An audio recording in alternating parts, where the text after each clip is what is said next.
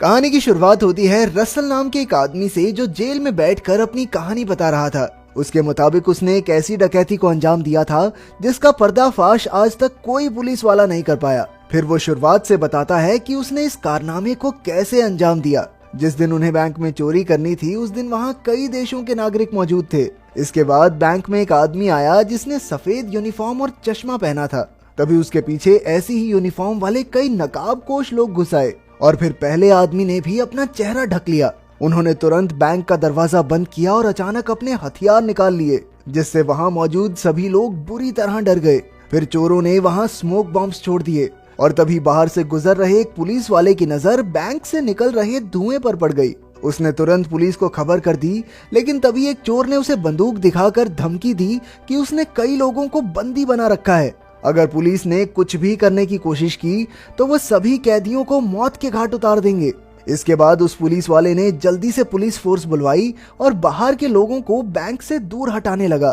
फिर हम detective Frazier को देखते हैं। जैसे ही उसे डकैती की खबर मिली तो वो अपनी टीम के साथ बैंक के बाहर पहुंच गया। कुछ ही पलों में पुलिस ने बैंक को चारों ओर से घेर लिया और तो और वहां देश भर के टीवी चैनल भी इकट्ठा हो गए थे। उधर बैंक के मालिक को भी खबर मिली कि उसके बैंक में चोर घुस आए हैं और लोगों को बंदी बना लिया गया है। इधर डिटेक्टिव फ्रेजर और डिटेक्टिव मिलर ने अपनी जांच शुरू कर दी थी। वहीं बैंक में चोरों ने सभी हॉस्टेजेस को एक जगह इकट्ठा किया और सबके फोन जब्त करके एक लिफाफे में डाल दिए। लेकिन बैंक में काम करने वाले पीटर ने उनसे कहा कि वो अपना फोन घर पर ही भूल आया है। तब एक चोर ने किसी का फोन लेकर पीटर के नंबर पर कॉल किया और तभी ऑफिस से उसका फोन बजने की आवाज आने लगी। अब बेचारे पीटर की हवा टाइट हो चुकी थी और उसने चोरों से माफी मांगना शुरू कर दिया। लेकिन गैंग लीडर गुस्से में उसे घसीटकर ऑफिस में ले गया और उसे तब तक पीटा जब तक वो बेहोश नहीं हो गया। आखिरकार उसने बाहर आकर सबको धमकाया कि जिसने भी चालाकी करने की कोशिश की उसका यही हाल होगा। इसके बाद उसने सभी हॉस्टेजेस के कपड़े जबरदस्ती उतरवाकर उन्हें बिल्कुल अपने साथियों जैसे कपड़े पहना दिए। उधर देश भर में डकैती की खबर आग की तरह फैल चुकी थी। तभी बैंक में मौजूद एक बूढ़े आदमी को दिल का दौरा पड़ गया, इसलिए चोरों को मजबूरन उसे बैंक से बाहर भेजना पड़ा।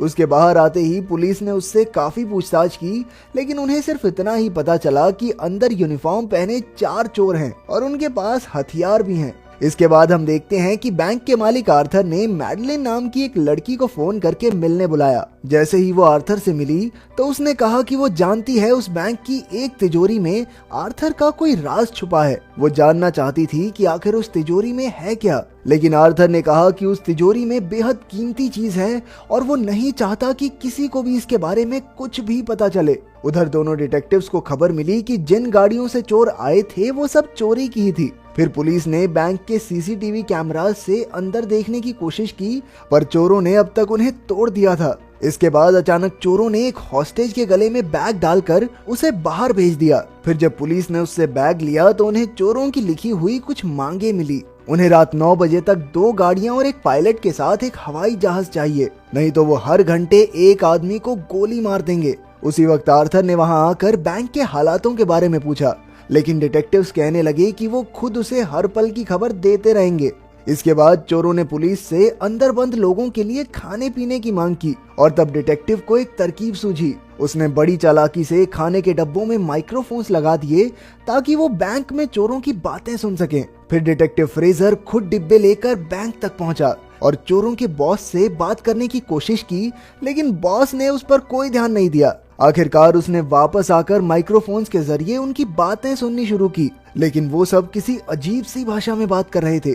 आखिरकार उन्होंने एक औरत को बुलाया जो ये भाषा जानती थी, लेकिन उस औरत ने बताया कि ये सिर्फ अल्बानिया के राष्ट्रपति का भाषण है और कुछ नहीं। असल में चोर काफी शातिर थे और ये पहले से जानते थे कि फ्रेजर चालाकी जरूर करेगा, इसलिए उन्होंने भी उसका वक्त बर्बाद करके थोड़ा फायदा उठा लिया। उधर बैंक में रसल और उसके साथी ने वही तिजोरी खोली और बैंक के मालिक के खुफिया कागजात चुरा कर कीमती हीरे वहीं छोड़ दिए। इधर शहर का मेयर मैडलिन के साथ फ्रेजर से मिलने आ पहुंचा। उसने कहा कि मैडलिन इस केस में उसकी मदद कर सकती है, लेकिन फ्रेजर ने इसके लिए साफ मना कर दिया।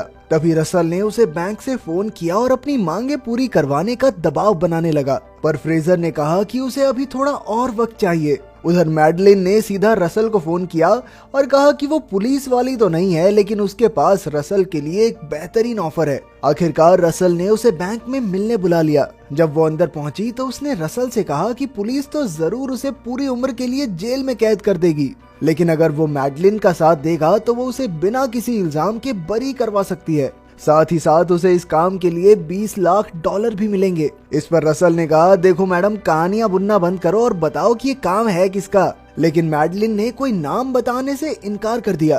तब रसल ने उसे एक कहानी सुनाई। दूसरे विश्व युद्ध के दौरान एक अमेरिकी आदमी स्विट्जरलैंड के बैंक में काम करता था। उसने नाज़ियों के बीच अपने ओहदे का गलत फायदा उठाया और देखते ही देखते वो काफी अमीर हो गया।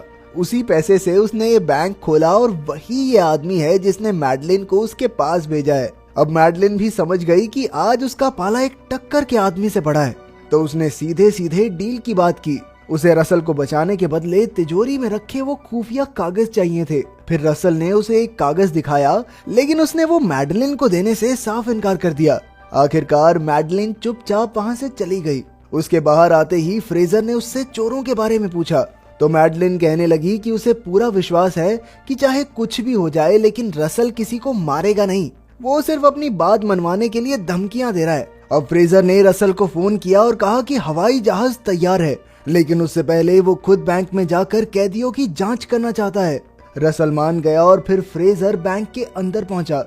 उसने बैंक के सारे कमरों में मौजूद हॉस्टेजेस से बात की और उनकी सलामती देखकर वो बैंक से बाहर जाने लगा। जाते जाते उसने कहा कि चाहे जो भी हो वो रसल को उम्र कैद की सजा दिलवा कर रहेगा। पर रसल ने भी पूरे कॉन्फिडेंस से कहा कि भाई, मैं तेरी आंखों के सामने से निकल जाऊंगा और तू मुझे पहचान भी नहीं पाएगा। ये सुनकर फ्रेजर ने अचानक उस पर हमला कर दिया, पर एक दूसरे चोर ने पीछे से उसके सर पर बंदूक रख दी।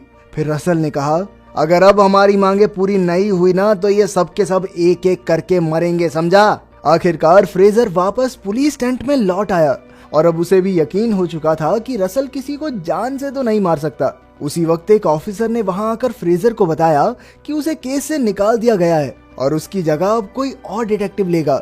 असल में जो नया कैप्टन था वो बैंक पर हमला करके आम लोगों को चोरों से आजाद करवाने का प्लान बना रहा था, और तो और उन्हें बॉम्ब्स को भी ढूंढना था जो चोरों ने बैंक में लगाए थे। उधर फ्रेजर को अचानक चोरों के भेजे हुए बैग में एक डिवाइस मिला, तो उसे समझ आया कि अब तक वो चोर पुलिस की सारी बातें सुन रहे थे। उसने तुरंत कैप्टन को फोन करके बैंक पर हमला करने से रोका, क्योंकि चोर पहले से ही इस बारे में जानते थे। वहीं बैंक के अंदर चोरों की गैंग सच में पुलिस का सामना करने की तैयारी कर रही थी। उन्होंने सारे हॉस्टेजेस को इकट्ठा करके पहले माले पर भेज दिया और नीचे के माले पर जबरदस्त धमाके कर दिए। फिर उन्होंने सभी हॉस्टेजेस को रिहा कर दिया और खुद भी भगदड़ में उनके साथ ही बाहर आ गए। तभी कैप्टन ने सभी पुलिस वालों को गोलियां चलाने से रोका, क्योंकि अंदर फंसे सारे आम आदमी बाहर आ रहे थे। पुलिस ने सबको गिरफ्तार कर लिया और सीधा बैंक में घुसकर चप्पा चप्पा छान मारा, लेकिन उन्हें चोरों का नामो निशान तक नहीं मिला। हैरानी की बात तो ये थी कि चोरों ने पैसों को तो हाथ तक नहीं लगाया, और तो और उनके सारे हथियार भी नकली थे। अब वो समझ गए कि सारे चोर बाकी लोगों के साथ ही बाहर निकल गए हैं, इसलिए उन्होंने एक एक इंसान से कड़ी पूछताछ की। लेकिन इतनी कोशिश के बाद भी वो असली चोरों की पहचान नहीं कर पाए, क्योंकि उनके चेहरे तो किसी ने नहीं देखे थे। आखिरकार सरकार के ऑफिसर्स वहां पहुंचे और उन्होंने फ्रेजर को कोई सबूत न मिलने की वजह से केस बंद करने को कहा। फ्रेजर ने वहां तो हाँ कर दी, लेकिन वो इस केस को सुलझाए बिना मानने वाला नहीं था।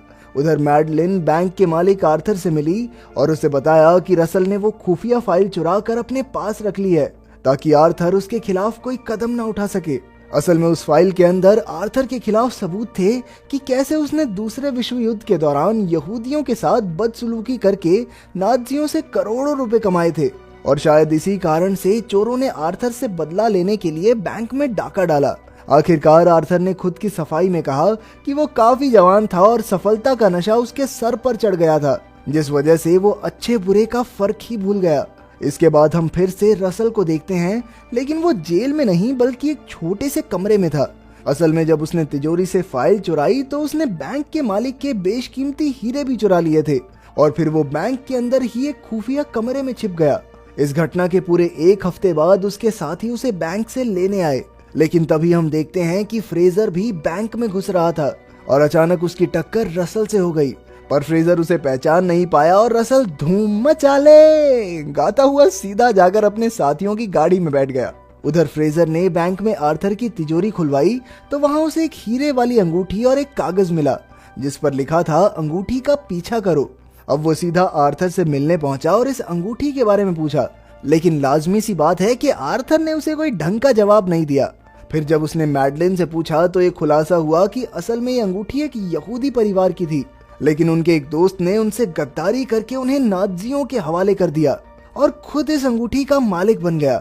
ये सुनकर आखिरकार फ्रेजर अपने घर लौट आया, लेकिन तभी उसने देखा कि असली हीरा तो उसकी जेब में ही था। तब उसे एहसास हुआ कि बैंक में जिस आदमी से वो टकराया था वो रसल ही था। आखिरकार रसल ने अपनी बात पूरी कर दी थी। वो उसकी आंखों के सामने से निकल गया और फ्रेजर उसे फिर भी पकड़ नहीं पाया। लेकिन रसल तो फाइल के अलावा कुछ चुराने आया ही नहीं था। वो जानता था कि फ्रेजर को पैसों की सख्त जरूरत थी, इसलिए उसने ये हीरा चुरा कर फ्रेजर की जेब में रख दिया ताकि उसकी थोड़ी मदद हो जाए। अगर वीडियो पसंद आई तो लाइक कर देना, चैनल को सब्सक्राइब कर देना। मिलते हैं अगली वीडियो में।